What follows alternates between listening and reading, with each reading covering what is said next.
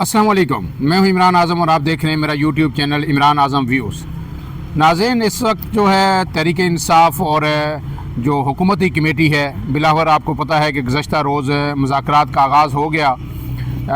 बड़ी देर के बाद ये मुज़ाकरात शुरू हुए और इसी से जो है बेहतरी की राय निकलेंगी। लेकिन अब जो कल मुज़ाकरात हुए उसके बाद मज़ीद मुज़ाकरात जो दूसरा राउंड होगा वो 2 जनवरी को होगा। तकरीबन 1 हफ़्ते का इसमें गैप दिया गया है। इतना गैप क्यों दिया गया और इन मुज़ाकरात से क्या कोई वाकई कोई कंक्रीट चीज़ सामने आएगी? PTI के लिए कोई रास्ता बनेगा सियासत में एक बार फिर जो है भरपूर हिस्सा लेने के लिए? इमरान खान की मुश्किलात कम होंगी?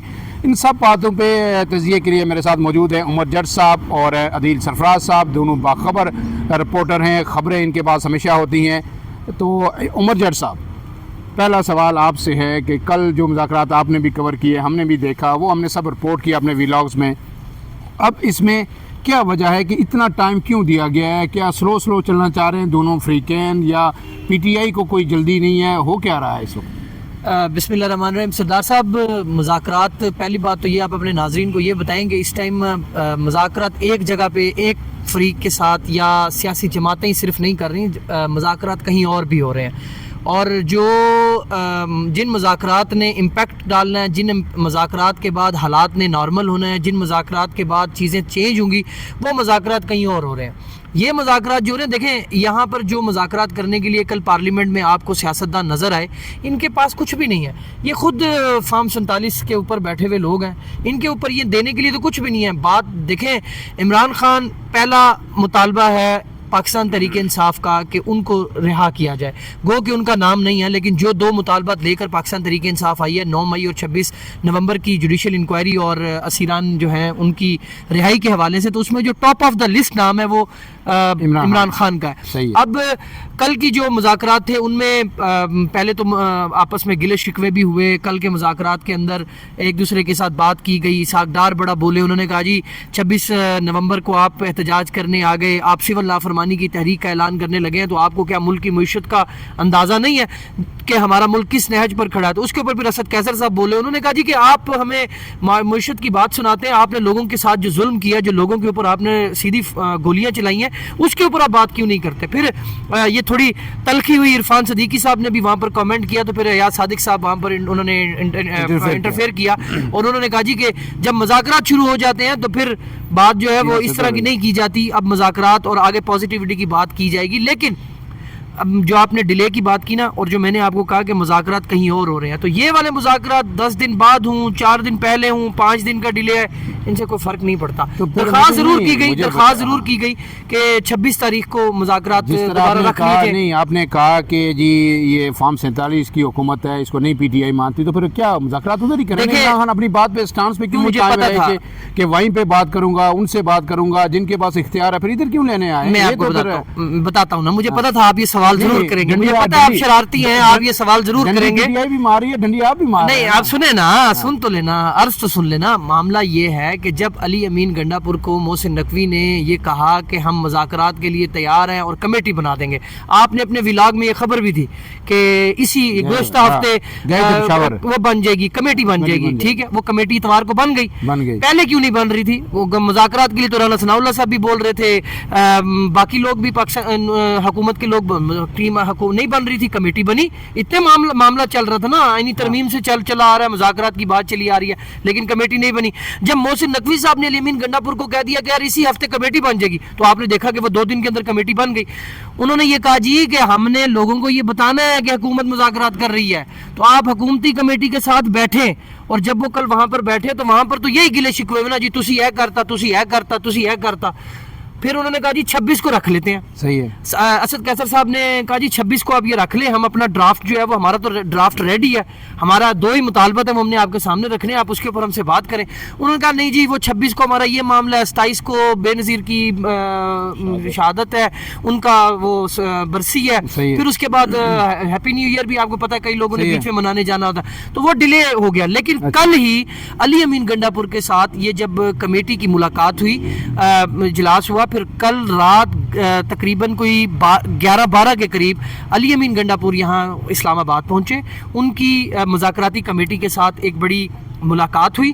اس ملاقات کے اندر کمیٹی نے اپنا حال احوال بتایا اور پھر یہ طے ہوا کہ ایک بار عمران خان کے ساتھ ملاقات کرائی جائے. اور یہ کل بھی یہی حکومت کو کہا گیا کہ مذاکرات کا باقاعدہ آغاز تب ہوگا جب آپ ہماری عمران خان کے ساتھ باضابطہ ملاقات کروائیں گے. تو وہ موسٹ پروبیبلی آج ہو جائے کل ہو جائے, وہ ملاقات ہو جانی ہے اور علی امین گنڈاپور کی بھی ملازمت ہوگی. تو مذاکرات جہاں ہو رہے ہیں وہاں بڑے ستھرے ہو رہے ہیں. تو عدیل سرفراز صاحب, یہ جو کچھ ہو رہا ہے اس کا مطلب یہ ہے کہ کیا غصہ ٹھنڈا ہو گیا ہے؟ جو جج صاحب نے یہ کہا کہ مذاکرات یہاں سے نہیں ہو رہے, مذاکرات کہیں اور سے ہو رہے ہیں, کمیٹی بھی کہیں اور سے بنی ہے, انیشیٹو بھی کہیں اور سے, گو ہیڈ یا گرین سگنل بھی کہیں اور سے دے دیا گیا ہے. تو جب یہ آپ کو پتہ ہے دوسری طرف جو ہے نا لوگوں کے فیصلے بھی فوجی عدالتوں نے سنا دیے ہیں, جس طرح آئینی وہ انہوں نے کہا کہ آئینی عدالت کا حکم تھا اس پہ ہم نے تعمیل کی ہے. تو کیا اب یہی ایک انا کا مسئلہ تھا کہ ہم نے سزائیں دینی ہیں اور وہ تھوڑا سا غصہ ٹھنڈا ہو گیا, باتیں آگے چل پڑی ہیں؟ سر ایک تو بات بڑی سادہ سی ہے جو سمجھنے والی ہے. ابھی انہوں نے کہا کہ جو حکومتی مذاکراتی ٹیم ہے ان کی کوئی وقت نہیں ہے, اہمیت نہیں ہے, بالکل درست فرما رہے ہیں. جیسے وہ اپنی اسٹیبلشمنٹ کی طرف دیکھ رہے ہیں نا, حتمی فیصلہ وہاں سے ہونا ہے, وہیں جو پاکستان تحریک انصاف کی کمیٹی ہے اس نے اپنی اسٹیبلشمنٹ یعنی عمران خان کی طرف دیکھ رہا ہے. دو اسٹیبلشمنٹس ہیں بیسیکلی, اچھا, دونوں کا آپس میں چل رہا ہے اور درمیان میں دونوں اس وقت پنڈی کا مقابلہ پنڈی ہی ہے کہ دونوں شخصیات پنڈی میں ہی ہیں, آپ یہ کہنا چاہ رہے ہیں؟ بالکل بالکل, دونوں پنڈی میں. اسلام آباد والے ریلیونٹ ہے سر, اسلام آباد والوں کو بھی اس بات کا احساس ہے کہ وہ ریلیونٹ ہے.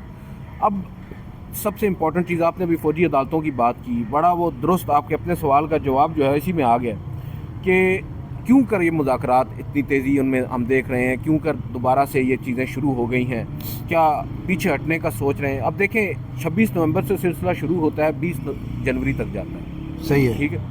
26 نومبر ہے پاکستان تحریک انصاف کے لیے.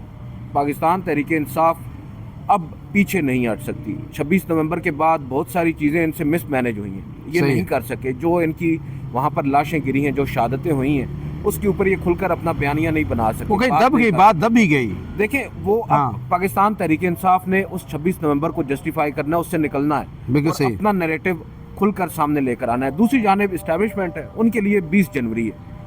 اب 20 جنوری سے پہلے ہی ہلکی آنچ پہ امریکہ نے جو ہے نا پکانا شروع کر دیا ہے. وہ رچرڈ گرینل ہے اور آج ایک اور شخصیت ہیں امریکی کانگریس مین ہیں, انہوں نے بات کرنا شروع کر دی. اور اب نظر یہی آ رہا ہے کہ ایلان مسک کی بھی انٹری ہو رہی ہے کہ انہیں بھی لوگ اب چونیاں مار رہے ہیں. اور سیاسی یعنی اس جو بیانات ہے اس سے بات جو ہے نا میزائل سسٹم تک اور سیکیورٹی پاکستان کے بیریئرز تک پہنچ گئی ہے. دیکھیں وہ تو چلتا رہے گا, یہ پہلے بھی چلتا رہا ہے. یہاں پر اس وقت ہم سیاسی منظرنامے کی بات کر رہے ہیں نا, تو سیاسی منظرنامہ آپ یہ بات ذہن میں رکھیں. ہمارے وہ منیب فاروق صاحب ہیں, ابھی ہمارے سینئر ہیں طلعت حسین صاحب, میں ان کے بھی ٹویٹر تھریڈز پڑھ رہا تھا, جس طرح کی وہ بات کر رہے ہیں, جس طرح کا وہ بیانیہ بنانے کی کوشش کر رہے ہیں, معذرت کے ساتھ بالکل ہی حقیقت کے برعکس ہے. یہ ہو ہی نہیں سکتا کہ آپ امریکہ کو کہیں کہ ہیڈ آن, ہم امریکہ کو جو آنکھوں میں آنکھیں دیکھ کر اس کو انکار کر سکتے ہیں. ہاں, جس طرح کا ماحول بنایا جا رہا ہے اس میں ایک رائے یہ بھی ہے کہ اس کو مزید سخت کیا جا رہا ہے 20 سے پہلے تاکہ جب انٹرونشن باقاعدہ طور پر ہو تو موجودہ صورتحال یا اس سے قبل اکتوبر تک کی جو صورتحال ہے اس تک چیزوں کو لے کر آیا جا سکے اور ایک ماحول بتایا جائے کہ دیکھیں ہم نے آپ کی مان لی ہے. ادروائز یہ کہنا کہ اب جو عمران خان صاحب کے ساتھ یا پی ٹی آئی کے ساتھ جو کچھ ہو رہا ہے یہ اسی طرح ہوتا رہے گا, یہ اب ممکن نہیں ہے. اب اس میں باضابطہ طور پر تبدیلی آئے گی. یہ دونوں صورتوں میں, نہ ہماری اسٹیبلشمنٹ اور نہ ہی ریاست, کیونکہ ہمیں ایک چیز بڑی غلط العام ہے یہاں پر کہ ریاست کو ہم اسٹیبلشمنٹ کہتے ہیں اور اسٹیبلشمنٹ کو ریاست کہتے ہیں. یہ دونوں مختلف چیزیں ہیں. جو اسٹیبلشمنٹ ہے اس کے بھی حق میں نہیں ہے اب عمران خان یا پاکستان تحریک انصاف پر مزید دباؤ بڑھانا, اور نہ ہی ریاست کے حق میں. جب ریاست کے حق میں نہیں ہوگا تو ایونچولی اسٹیبلشمنٹ کو بھی سرنڈر کرنا پڑے گا. اب بات یہ ہے ناظرین کہ جو چیزیں تیزی سے ڈیولپ ہو رہی ہیں تو حکومت وقت کو بھی یہ پتہ چل گیا, اسٹیبلشمنٹ کو بھی یہ سمجھ آ گئی ہے کہ امریکہ کے حوالے سے جو چیزیں ہیں وہ بلیک اینڈ وائٹ میں سامنے آ رہی ہیں.